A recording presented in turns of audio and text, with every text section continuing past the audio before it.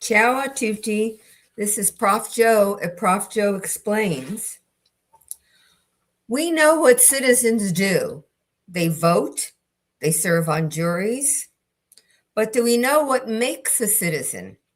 A case before the Supreme Court that the court will probably hear maybe February, March, April next year is going to tell us, for purposes of those of us who live in the United States, what makes a citizen. And I will give you a hint.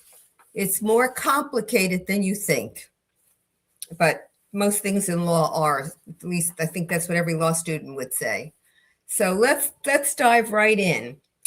I want to start with talking about what birthright citizenship means, because it's a term that's been bandied about in the papers and, on, news programs, but I'm not sure it's been defined or explained. So I've got a slide that we're going to put up.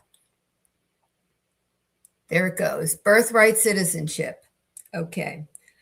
Right now, birthright citizenship birthright citizenship means generally, without my talking about the United States, that if you're born, I put United States there, but it doesn't matter. It's any country. If you're born in that country, then you're a citizen. It does not matter that when you were born, both your parents were in the country illegally. It does not matter if, for example, both your parents were from Germany on a one-semester stay in the country and you were born then. It does not matter, and I'm going to use a U.S. example again, if your parents landed in Florida from South America and they just drove from Florida up the coast, they wanted to be in Canada. They never intended to stay in the United States. It's a long drive, but the two of them split driving time and they just drove through, or they planned to, and you were born on the way. Does not matter. Birthright citizenship says that in all three of those cases, you become a citizen of the country. And since I used Florida to Canada, you would be a citizen of the United States. The president in January of this year issued an executive order that was called Protecting the Meaning and Value of American Citizenship. And I'm going to read this with you, and then we're going to show you a clip of him signing the order. And you will see that, like John Hancock, his signature gets to be very big. So the executive order declared that it's the policy of the United States that no department will issue a document recognizing U.S. citizenship or accept documents from a state that says this person is a U.S. citizen unless that person's mother, if that person's mother was unlawfully present in the United States and that person's father was neither a U.S. citizen or a permanent resident.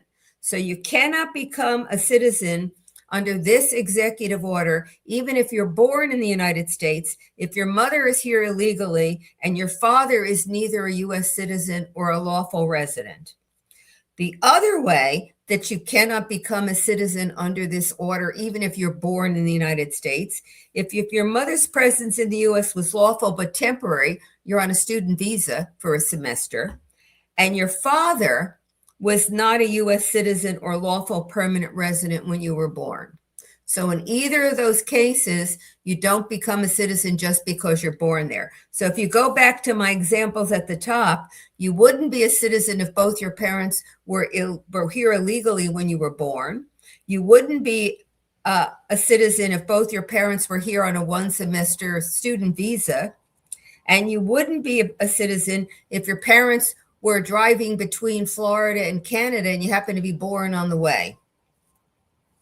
So now let's look at the president signing this executive order. Look at the signature. Remember the story about John Hancock signing the Declaration of Independence? He wanted to write it, his signature is very large, and the story was he wanted to write it big so that King George wouldn't miss that he had signed the document. It was very brave of him if he had said that. I think the actual story was that he was really farsighted, and he wrote bigger than he needed to because he couldn't see it. But I like the other story better. It's more romantic. It's just nicer. I'm even sorry I told you it's probably the real story. So forget what I told you. Don't remember it. Okay, now we're going to pull up a slide about two cases. And the two cases refer to the two essentially litigations that led to the Supreme Court deciding to hear the case next year, taking the case this year, hearing it next year. One of them was something called a nationwide or universal injunction. An injunction is a court stopping allegedly illegal conduct by a defendant during the pendency of a lawsuit. So I sue you, and I say, even before I win, even before we go to trial, even before there's a verdict, I want you to stop that person, that defendant, from doing what he's doing. Typically, you can't get that. You got to wait and win before you're allowed to get a remedy for it. But an injunction says, if I can show I have a likelihood of success on the merits, so that on my claim, my complaint, it is so clear that I'm going to win, and I can show that if we wait until the lawsuit's over, I'm going to suffer irreparable harm. We're not going to be able to get back to status quo ante for me. You're a construction engineer and you say you can knock down my house. So I go into court to enjoin you, to get an injunction against you. And on the paperwork, I can show it's pretty clear it's my house. You have no right to destroy it. And clearly, I'm going to suffer irreparable harm if we don't stop you during the pendency of the lawsuit, because by the time I win, you will have razed my house. So that's an example of the when an injunction might issue. So in the cases of President Trump's executive order, several states, Washington, Oregon, New Jersey among them, filed a lawsuit immediately saying that his executive order was illegal and unconstitutional, and asking for an immediate injunction to stop the executive order from going into effect. The district courts, he went into federal court, and the lower level, the trial court in the federal system, is a district court. And the district courts have jurisdiction only in their district. I think Nevada's district is the entire state. Most states, certainly heavily populated states, have more than one federal district. So there's the Eastern District of New York, the Southern District of New York, the Western District of New York. They're all, the area that they have authority over is a geographical piece of the entire state of New York or any other populated state. But the injunctions that those district courts issued were not restricted to their own geographical area. They issued injunctions to cover the whole nation. So the first issue in the case was, does a district court have authority to bind the entire country to her order that was only in her district, affecting the one or the two or the three plaintiffs who might have been in the lawsuit? So that case, and I give you an example here, Federal District Court in New Jersey, one of them, there's more than one federal district court, has jurisdiction over northern New Jersey. Plaintiff brings the case, and then the judge issues an injunction, not for northern New Jersey, which is where her jurisdiction would be, but over the whole country. That's a nationwide injunction. In June of this year, the Supreme Court took that part of the case and said, no, a district court does not have nationwide authority to bind the whole country. And look at what would happen if they did. If one district court had issued an injunction, another one said an injunction should not issue here, you'd have a conflict in that other jurisdiction as to whose authority would reign. And the court said, and this is true of courts, your authority of a court is to decide the litigation in front of it. It's not to try to make law for the whole country. That's the Congress's job. So nationwide injunctions, no go. But we have something in litigation called a class action. And you may have gotten something, when a class was suing Visa, or they're suing Microsoft, or they're suing Amazon, and you get this letter saying, do you want to be part of this class? What they're doing is what's called a class claimant comes forward and says, I've got a claim, let's say Amazon. I've got a claim against Amazon. It's not unique to me. There are people all over the place who are in the same situation I am, and I want to bring them into my lawsuit. Notice it gives me more clout because it's a case that Amazon is going to pay more attention to if there are thousands of people who might win as compared to little old me by myself. And it's more likely you're going to get a lawyer to take the case because the fees will be worth the effort. So those cases in the letter, you've gotten them. And if you get one in the future, read it. Because these things, I know they come in and who bothers to read them. Because it will say to you, if you don't want to be part of this class, opt out. So those class action lawsuits bring you in and they say you're similarly situated. They're going to have to prove at the end of the day that you belong in the class. But if you belong in that class, I'm saying, for example, I'm suing Amazon for charging on items that are $1.99 or $10.99 or $101.99, charging the extra penny. So everyone who bought an item from Amazon that was X.99 is within that class, charging the extra penny when Amazon shouldn't have. And any one of them can opt out, but if they don't opt out, they're going to be part of that class. And if there's a victory, they'll get whatever their share is of the win. So what happened the day after the Supreme Court said nationwide injunctions are a no-go, the plaintiffs went back into these district courts and filed as class actions. That expanded the scope of the plaintiffs in the lawsuit and made the reach of the injunction much wider, because now the district court's injunction was in aid of the plaintiffs before her in her court. So there was a spate of these things that were filed,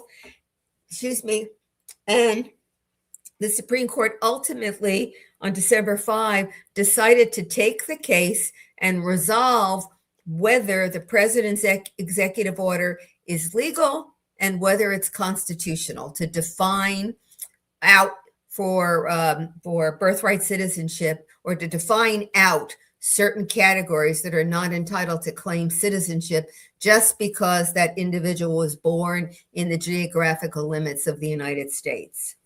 So that's where the case is going to the Supreme Court. Now, I want to talk a little about the background of the case. In 1776, and you all recognize that date, it's the year that the United States, they weren't the United States then, they were 13 colonies, declared independence from England. Now, if you think about it, and I'm pretty sure virtually none of you have thought about it, because who would? If you're a part of another country and then you declare independence, what are your laws? Your laws until you claimed independence were the laws of England. But now you say you don't belong to England. What are you doing? What happened was after the colonies won the war and then they tried to form a government, practically the first thing every one of the original 13 colonies did was to go to their legislature and declare that the law of England at the time that the colonies declared independence was going to be the law of their now state. You're following that? You're in Virginia, you declare independence, you have no law because your law was England, and now you say you don't belong to England. So the first thing that every state did after the war was over and the colonies had won was the legislature said, by act of their legislature, all the law of England that we had relied on and used is now the law of Virginia. And so that's where we started. And the law of England at the time said birthright citizenship. If you're born in England or you're born in a territory that England has sovereign sway over, such as the colonies, then you by birth, you become a British citizen. So that was the law in the States now. When the Constitution was adopted and through the 1800s, although there weren't a lot of cases about it, but that was the law. Always excluded from that were Native Americans because they had allegiance to their tribe, and they were given that special category in our Constitution. Children of foreign diplomats, because even though they were here, their allegiance clearly was to the country that their parent was a diplomat for. Enemies, when England came over in 1812, 1814, and, invaded the United States, if one of the troops had brought his wife along and she gave birth, that child would not become a citizen, because we're not going to declare that you become a citizen by birth when you're in an invading enemy army. And the other one was, if you're sitting in United States waters on a ship that's not the United States, you're I don't know, a French ship in the waters in the Gulf of let's not use the Gulf, the New York harbor, you're not a citizen either. And the reason for that is, if you're on a ship that's really got the flag of another country and you're born on the ship, if there's birthright citizenship, you belong to the country whose flag it is. So anyway, there were exceptions to birthright citizenship. But that had been the understanding, although it hadn't been really litigated much. It was the understanding of how in the United States we would decide who qualified to be a citizen. Now, notice there are going to be problems with this, because under this version of citizenship, what if you and your husband go to Germany for the week on vacation, and your child is born in Germany? Under this definition, if we don't do something about it, your child is not a U.S. citizen because she wasn't born here, and you have to be born here to be a U.S. citizen. So I will, if you've had that happen, I will just tell you so you don't worry. There are addendums and clarifications to cover those sorts of things, because the theory itself doesn't lend itself to universal application easily. All right, so. I want to look back at the slide that shows the 14th Amendment of the Constitution to the United States. And it defines, I could do it orally, but I want you to see this also because it's easier if you see it. It also gives you some more information on birthright citizenship. In 1776, most of the nations in the world that we thought of adhered to a notion of birthright citizenship. Over time, that changed. So if you see here, jus soli, which is the right of the soil, and that's birthright citizenship in Latin, still applies in Canada, Mexico, most of Central and South America. And also, I don't have it there, but also in the United Kingdom. Jus sanguinis, the right of blood, that one says you become a citizen of a country because of where your parents are citizens. So my example, you're over in France for a week on vacation and you give birth to your child there. Under jus sanguinis, there's no issue there. You're Americans, your parents are American, so your child will be American. So you don't have to tinker with anything. It's already covered. And for jus sanguinis today, most of Europe, Africa, and Asia adhere to this way of defining citizenship. So although in 1776, 1780, 1800, most of the world that the United States thought about adhered to birthright being born on the soil of, today, probably in terms of population, most of the world adheres to wherever your parents' citizenship is your citizenship. France has a mixed version of it, and Germany is also sanguinis, but it has some version of you can do it by being born somewhere also. I mean, as I say, these things get complicated. And I had a friend who taught immigration law, and she used to say, you need to know, if you're going to say, well, if I came from Spain, on my father's passport, am I a citizen if he becomes a citizen? And she would say, you have to tell me what years you're talking about, because the statutes changed all the time.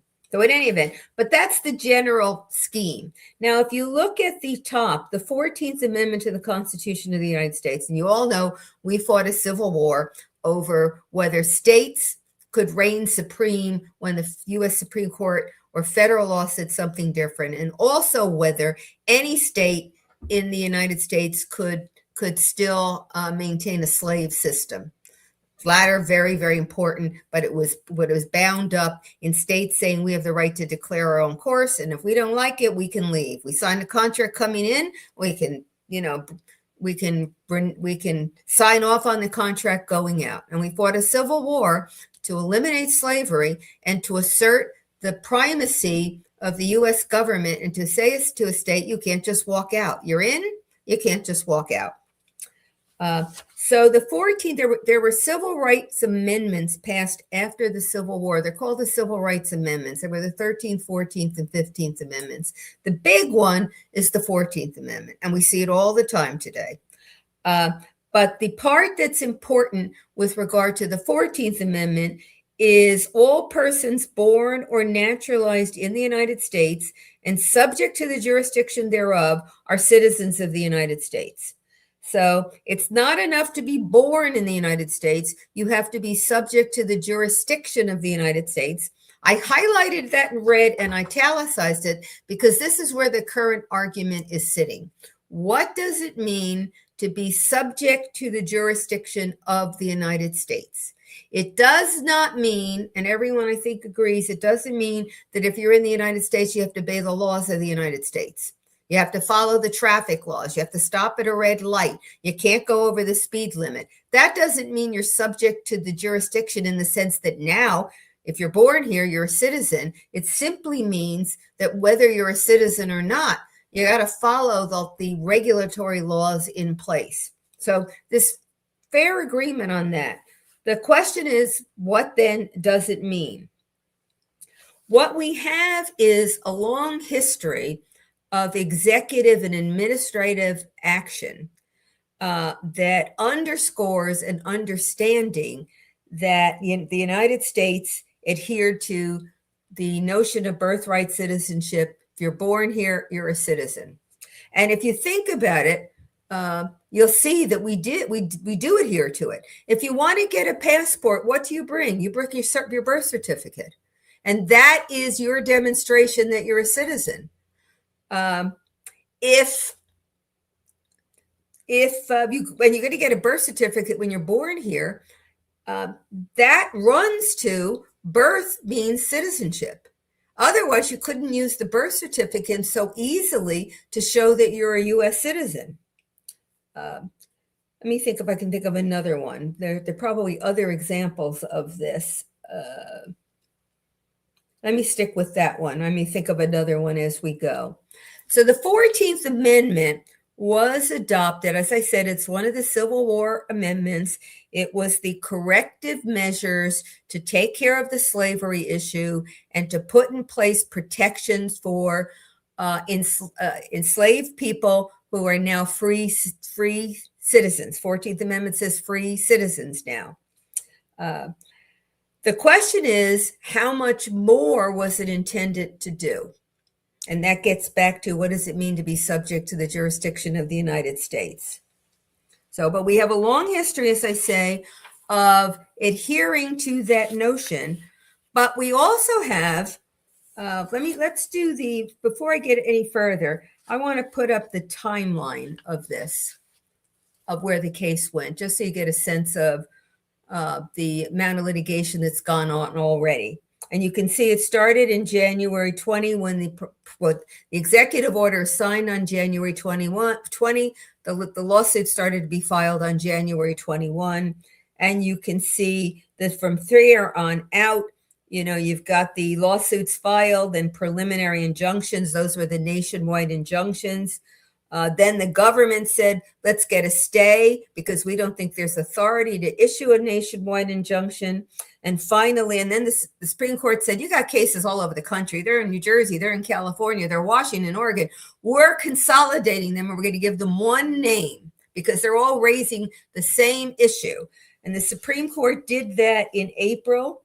In May, it heard oral argument, which meant the lawyers came in and made the argument for both sides. And then in June, the courts did what I said a little earlier. They said no authority to issue a nationwide injunction to stop the executive order. You can do it. The district court has authority to do it, but only in her district. Then the very next day, lawsuits were brought as class actions, which expands the jurisdictional base to where members of the class live. And that started happening. So we were back to, these lawsuits all over the place.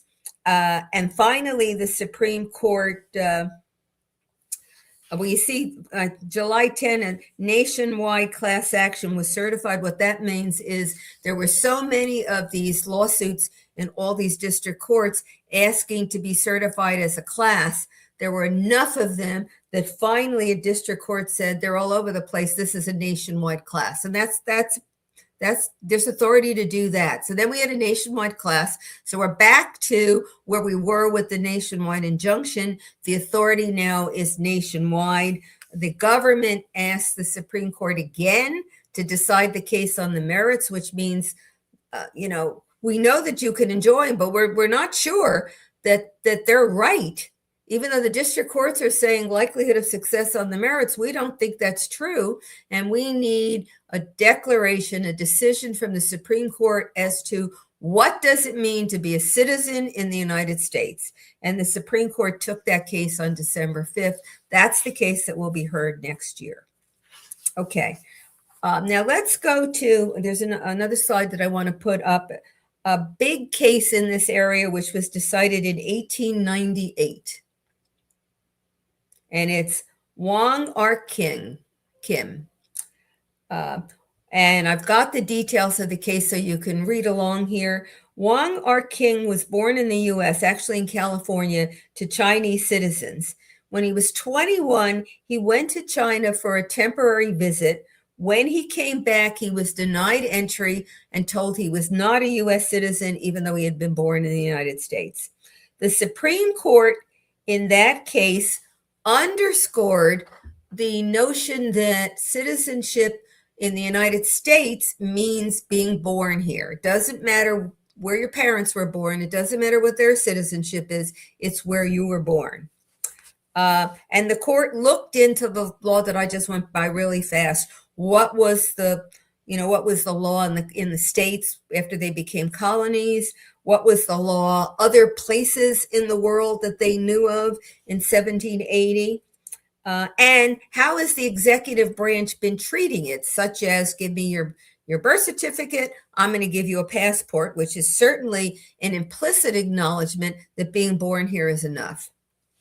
But law doesn't operate in a vacuum, and legal statements are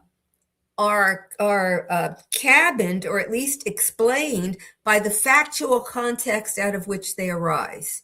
So now let's look at the context of the Wong Kim case. He was born in the United States, yes. His parents were Chinese citizens, not U.S. citizens, yes. But here's the list of things now. His parents entered the United States legally. His parents were permanently domiciled in the United States. His parents were doing business in the United States, not employed by the Chinese government. And really critical here is there was discrimination against Chinese citizens, Chinese permanent residents, such that the Congress had passed what's called the Chinese Exclusion Acts. And what they said was, if you were of Chinese origin, you could not become a U.S. citizen. So in Wong Kim's case, the best his parents could do was to be permanently domiciled here. They could not apply to be U.S. citizens. And the government, when it argued that Wong Kim was not a citizen and should be permanently excluded from the United States, the government said he was a Chinese citizen by reason of race, language, color, and dress. So the case arises out of a context in which there was very heavy discrimination against a racial and ethnic class. And members of that class had no ability to become U.S. citizens. And it's out of that case that the U.S. Supreme Court reaffirms or affirms that birthright citizenship, being born in the United States, makes you a citizen. But the context of that case, the facts of that case, are very different from two people coming across the Mexican border illegally. They're undocumented and they have a child here. Very different from my, couple that started in Florida, went up to Canada, didn't even plan to sleep overnight in the United States and have a child here. Very different from somebody on a student visa who's here for a semester. Facts are very different, which is why the government is saying that this is an issue that needs to be re-looked at. One of the other arguments that the government makes is when birthright citizenship was declared by the U.S. Supreme Court in 1898, the ability to travel to the United States was very different than it is today. Today, it is much, much easier. And the issue of individuals becoming citizens simply by birth is a bigger question to be resolved than it would have been in 1898. In fact, the government in one of its briefs says there is an industry, I wrote it down somewhere, I'm not sure I'm able to find it, where people are brought into the country with the purpose of having a child here so the child will be a citizen. And then, of course, if your child is a citizen, you have a better entree to becoming a citizen yourself. So that's part of the government argument here.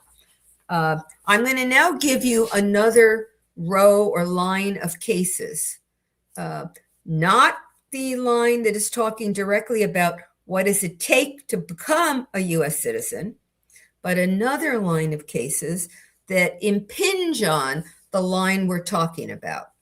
And this is the entry fiction or the exclusion fiction. The law treats non-citizens who are trying to enter the United States illegally as though they are not in the United States, even when they might be physically present and under U.S. control. So you can be here, and the law says since you came in illegally, we're going to cover our eyes and say you're not here, and you have no rights that someone who's legally here can assert. Now, usually those cases come up when we stop you at the border. And one of the most famous cases in this area, and we have a picture of one of them, is the Mariel Cuban boat lift in the early 1990s. Fidel Castro decided, for many, many years, they were stopping Cubans from getting on boats and trying to flee to Florida. And then he decided the easier thing to do would be to open the jails, open the mental hospitals, and tell them, if you want to go to the United States, go ahead and go. And so there was an influx on these boats from Cuba to the United States. And the Coast Guard was stopping them, and Cuba said, we won't take them back. They're yours. And what the United States did was house them or keep them in custody at Guantanamo Bay, which, as you know, is part of Cuba, but at the time was a U.S. enclave that the U.S. had a contract on or a lease on for, 100, 150 years. And they started filing lawsuits saying, we're actually in the United States because Guantanamo is part of a U.S., it's a U.S. enclave. And, if we have and so therefore you just can't keep us here. We have a right under U.S. law to be allowed into the territorial United States. And so these cases, the legal fiction was, well, you're really not there because you got there illegally.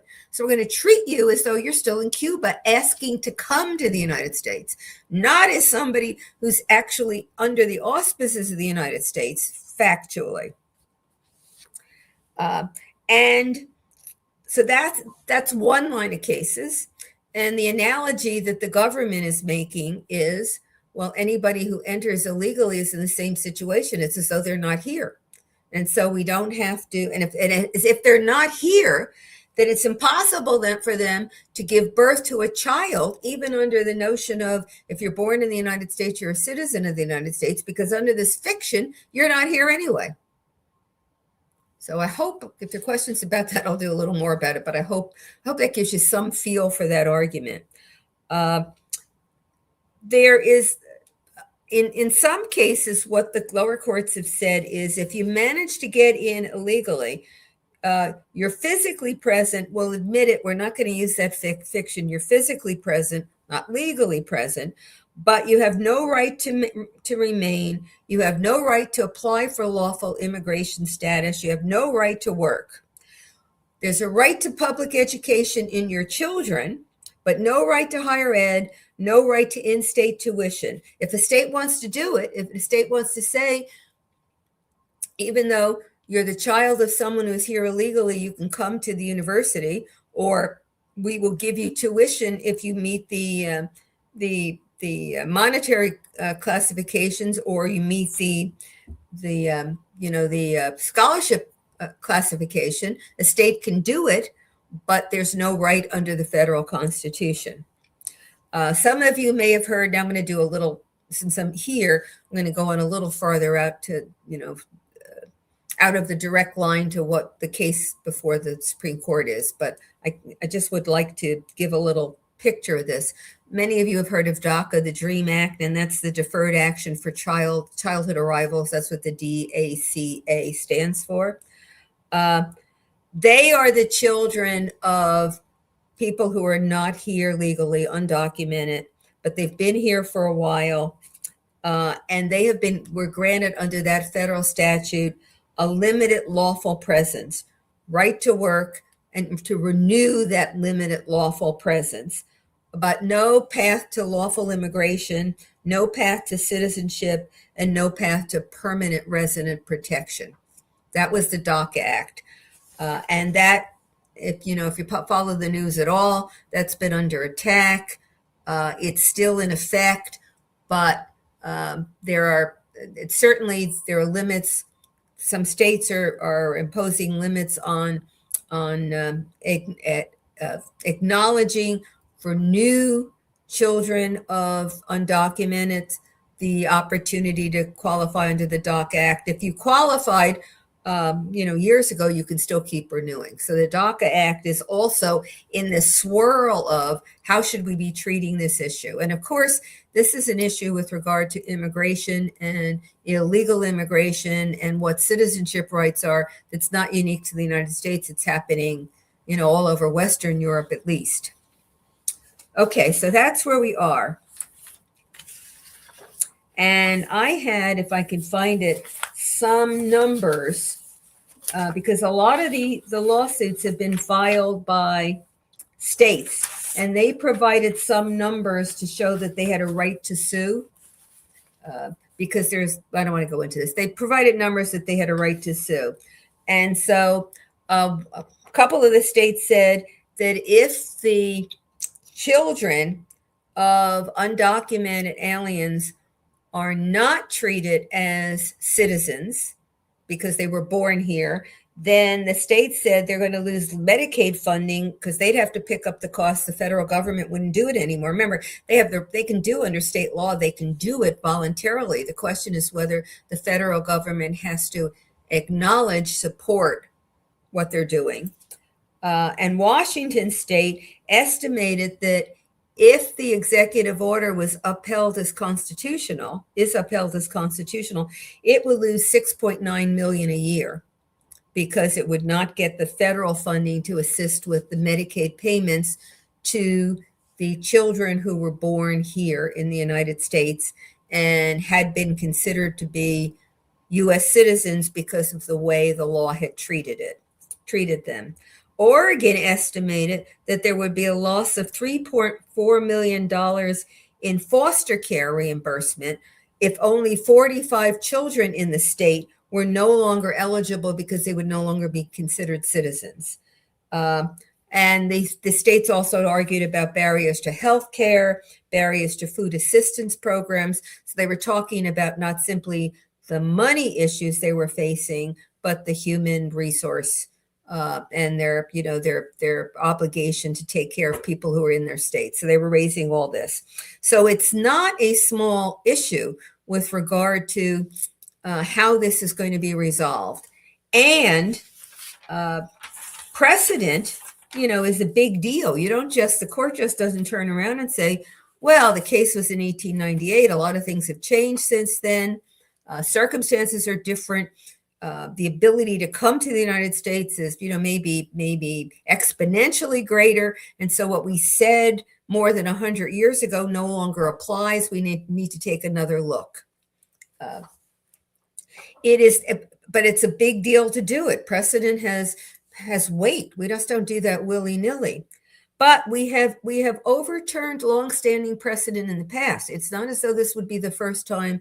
If the court were to do it, it would not be the first time. Think of Brown versus Board of Education. Up until that time, from the Civil War through to 1955, was the case decided in 55, 56, the rule of law was that you did not have to have integrated school systems or integrated public pools or integrated public facilities, as long as there were facilities provided to African Americans that were equal. So the theory for nearly 100 years was separate but equal. And then in Brown versus Board of Education, the court said, we've decided cases that way.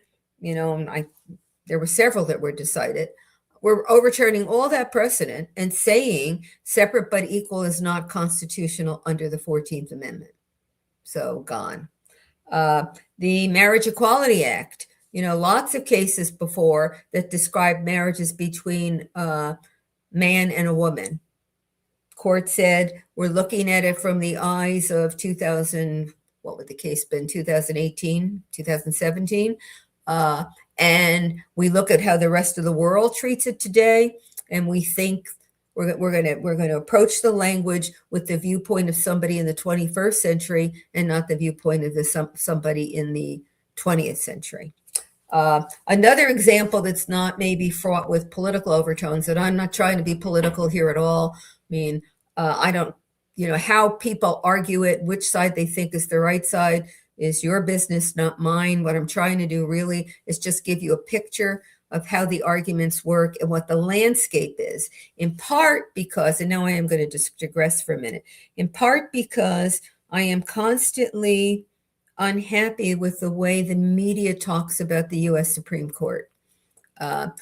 Often they describe what the court does as some sort of game or some sort of contest, and you go in and then you're the little puppet of whatever the president was who appointed you.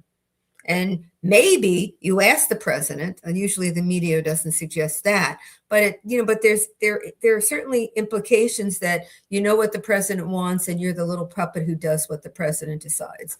And I think that's an unfair and unreasonable characterization of justices, no matter who the president was who appointed them, no matter how they decide cases, whether they're on the so-called liberal end of the spectrum or the conservative end of the spectrum. A president appoints lawyers who share the same philosophy that he does, and so far it's a he, that he does with regard to how the Constitution should be interpreted.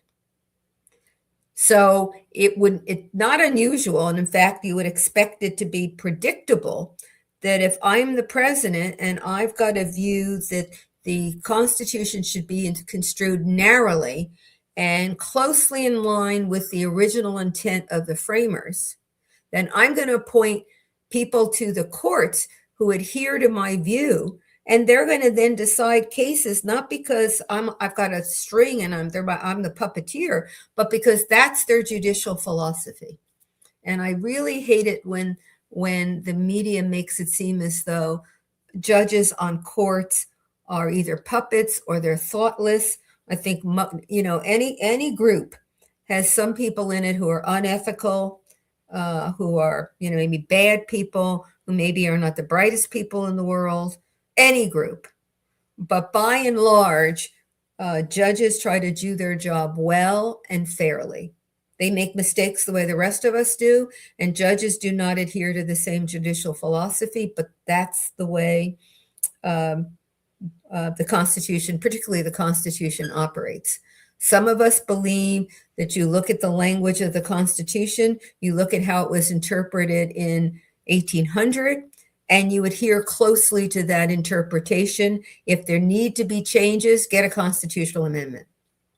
Some of us believe that the Constitution is a living, breathing document that has to change with the times. And so the overarching principles at a high level, macro level, are going to be adhered to, but the particular decisions need to be decided in terms of a modern eyesight, a modern viewpoint, a modern attitude. And then there are some of us somewhere in the middle there.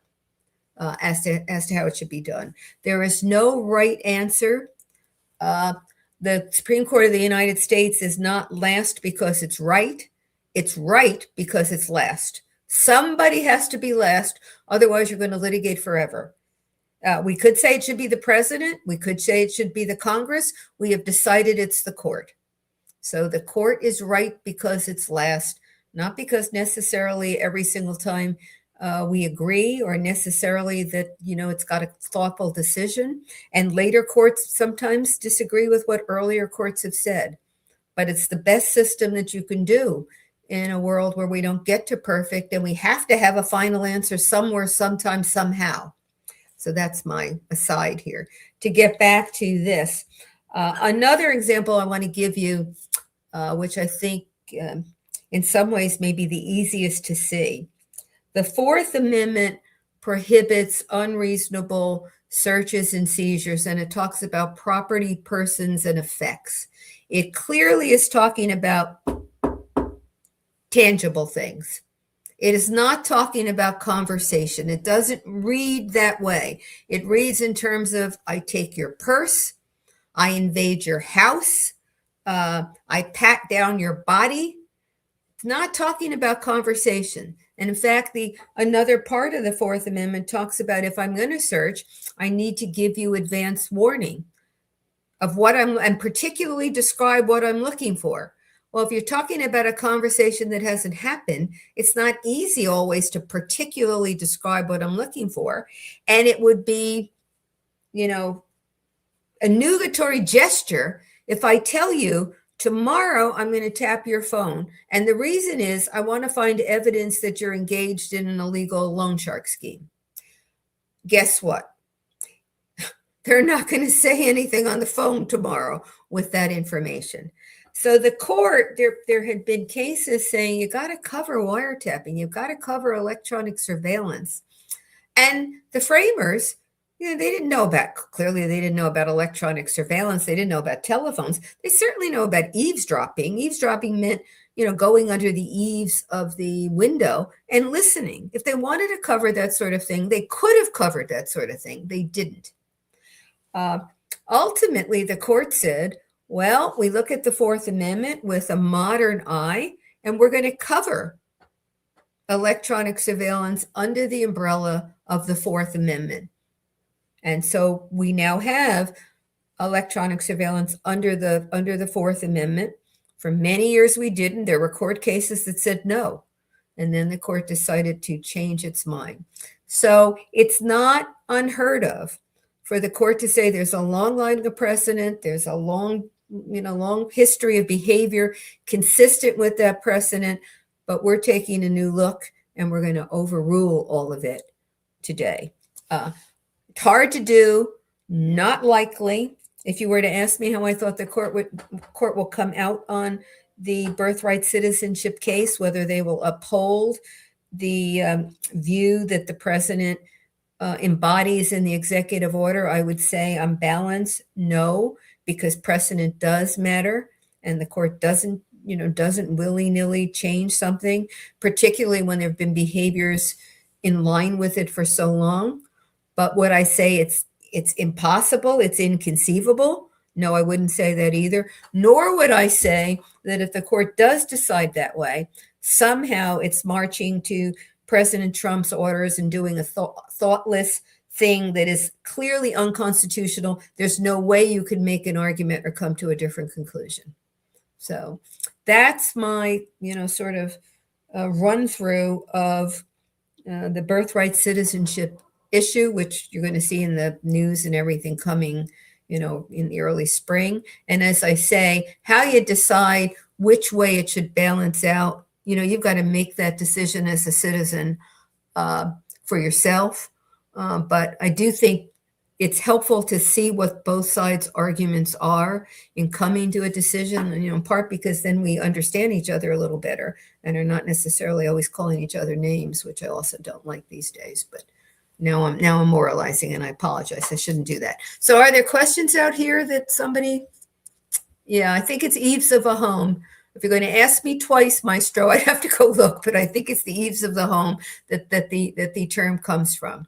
And it's not covered. They could have covered it in the Fourth Amendment. They were not thinking about capturing conversation. On the other hand, they also didn't know that one could capture conversation in a form that it could be reheard by others. If you eavesdrop, you can hear it, you can report it, but you can't take it and have somebody else listen to it the way you can with a recording. So questions on how I think this may go. I just gave you, I think it's likely that the court will uphold the notion of if you're born here, you're a citizen, but I don't think it's a foregone conclusion, because I do think certainly the circumstances are different from the case I gave you with regard to Wong Kim. Very different from his facts. And certainly, and a lot of the certainly Western Europe and Africa and Asia now, I think in terms of population numbers and maybe even geography, do not adhere to this way of thinking about citizenship. So it's not as though, which is another thing we tend to do, the way we do it, we think is the only way it could be done and be civilized.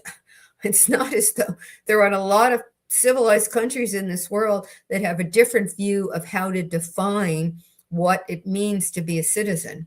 And so I think those things the court will consider. I think there will be members of the court that say that's the way it's been. That's the way the Supreme Court announced it, more than 100 years ago. That's the way the government has approached it all this time. And we do not believe we should have the ability to uproot such a long-standing precedent. That's a forceful argument. It's interesting that the sides switch on how forceful they think that argument is, depending on whether what they want to uproot is something I want to keep, or whether I think I don't want it anymore. Which is why you want judges who are not swayed by the political winds at any particular time, and do step back and try to be objective and try to look at all the ins and outs and all the repercussions. Think about it, on the side that would say being born here makes you a citizen, even if your parents were illegally here, even if they were only here on a temporary basis. If you change that, think of all the things that we would then have to rethink. What do you do to show when you apply for a passport that you're a citizen? Because your birth certificate shouldn't be enough, right? What do you do about the state saying, well, we're doing all this and we can't afford it? I assume the government would say, you're choosing to do that on your own, so you're going to have to pay for it on your own. But it's a particularly significant financial impact on a state. I just gave you two of the things that the states mentioned that would be very costly to them if the way of defining citizenship were to change. And there undoubtedly, I only gave you two. If you go there, I can't tell you how many briefs there are. And I will tell you how I know how many briefs there are. This will show you how untechy I am, how much of a Luddite I am. My Westlaw program was not working, and I needed to get all the cases that had been decided, because I don't like to talk about anything unless I'm pretty sure I know the landscape. And so I talked to a friend, and I wasn't doing anything to listen. I'm entitled to the Westlaw to be able to use Westlaw. It's just something happened. It wasn't working, and I needed the cases. So I talked to a friend, and he downloaded the cases and emailed them to me. You can do that from Westlaw. You got a case, you're interested in the case, I can email the case to you. And I told him I wanted I wanted the government briefs and a selected sample of the plaintiff's briefs, because there are lots of them. And he said, well, he just decided I should have everything. So I got this attachment that I didn't know at the time because I couldn't break it down. I don't know how many cases there were in it. And I hit print and nothing was happening. So I thought, well, it's not even working. So I went into the attachment then and started breaking out each individual case. At that point, my printer started going. And this document was 700 and somehow pages long, and I couldn't figure out how to stop it. I had to put in a new ribbon. I can't tell you how many times I had to put in a new paper, and here it's coming. And the worst part of this is these briefs repeated each other. They weren't even creative. So one state's brief would have almost the same wording of another state's briefs. And then they had all these amicus briefs. Amicus are friends of the court. So I'm not a party, but I say, hey, gee, I have a particular interest that I can share that might give the court a different perspective or some new information. But they repeated each other. And I can't tell you how much paper I have. So in any event, but I didn't read all the repeats. As soon as I saw that there were repeats, I didn't read every single one of them. That would have been, even for me, crazy. And I can be crazy about this. But, it's a significant issue for the states. It's a significant issue for the federal government. It is clearly something that this administration thinks will help with handling the influx of immigrants who do not come in with documents, which I think both parties agree that something needs to be done. And we'll just have to see, which way the court on the law and on its view of how much it can take another look at the law because of changed circumstances, how much individual justices are willing to do. Okay. Oh, Lori died rich. Oh, I'd rather live rich, Lori, than die rich. Believe me, I want Joe lived rich. That would be mine. Lori died rich. Help you understand you're not here. It's called a legal fiction. Fiction tells you it's not true, it's not real, but there are legal fictions in the law, and that's a legal fiction. And the underpinnings of this legal fiction are: you got in when you weren't supposed to. You got in illegally. And therefore, should we then give you different rights because you're here than we would have afforded you if you never got here? And the fiction says we shouldn't do it. I mean, the fact that you got on a boat and smuggled yourself in shouldn't give you better treatment than the people who are on a waiting list to get in legally. So that's the underpinning. That's the theory underlying creating the legal fiction. So I hope that helps. Executive orders are not law, correct. This is from Worthmore Music. It depends on what you mean by the question. They're not law in the sense that they're not enacted by each house of Congress and then signed by the president, so they're not legislation, but they have the force of law. The president does have authority to do certain things by executive order. And in the area of immigration and foreign relations, the president has independent power under Article 2 of the Constitution, the part of the Constitution that describes the president's authority, as compared to Article 1, which describes the Congress's authority. So he in fact has more authority with executive orders in this area than other areas, because this is one where the Constitution says he's got an independent authority to act, and it's not simply dependent on the legislature to write statutes. So it's a murky area. When one of the, and I don't remember which one of it, there was a trying to think whether it might have been the Korean police action, The court was, oh, I know what it was. It was United States Steel during the Korean police action, because it was considered not a war since Congress didn't declare war. The President Truman, the unions and the steel industry were in a big legal fight. The unions wanted a raise. The steel industry said we can't afford a raise. President Truman was in favor of the workers getting a raise. The Republicans in the Congress were not in favor of enacting legislation so that the steel workers would get a raise. And the Korean police action was still going on, and the government needed steel for weapons, for ships, who knows what. So President Truman issued an executive order seizing the steel mills, factories, I don't know what you want to call them, just taking them over. You just have them like Castro for a period of time. And during that time, because now he was the owner of the steel mills, wanted to negotiate a new contract giving the workers a raise. So that case went right to the Supreme Court, and fast. I think within 30 days, the court had the case, which is, that's like lightning speed, more than lightning speed. And the court ultimately decided it. In the meantime, the raise went into effect, and there was no undoing it at that point. But the court ultimately said the Congress has power in foreign relations and in war power. The president has power. We're not in a good position as the court to be able to do it. What we know is if the Congress and the president are on the same page, that's easy, because then you've got the two branches of government. They're agreeing with each other, no separation of powers issue.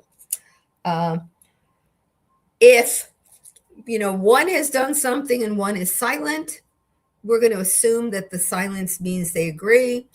If they're at odds, this is the weakest place for us to act. And it's the weakest place for the government to be able to, assert authority against for the president to be able to do it. And what we say is, this is a place where the trouble is. It's better if you can agree. So the court ultimately acknowledged that if the two branches really get into a fight, it's pretty hard, particularly when you're talking about war powers. I mean, in this case, with regard to immigration, the effect will be more.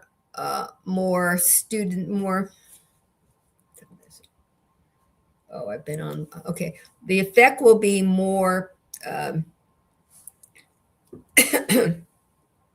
Excuse me.